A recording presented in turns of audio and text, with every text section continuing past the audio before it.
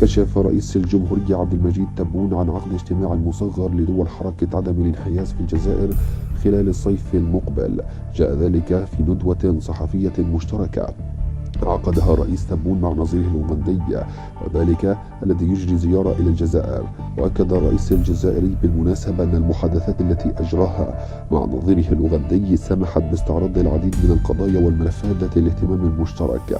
وقد اتفق الطرفان على تنسيق مواقف البلدين لنصرة القضايا العادلة في المحافل الدولية، وعلى رأسها أيضا دعم القضية الصحراوية والفلسطينية. وتوقع أيضا أو كما تم التوقيع على عدة اتفاقات ومذكرات تفاهم بين الجزائر وأوغندا في قطاعات الطاقة، الفلاحة، السياحة، التعليم العالي والتجارة.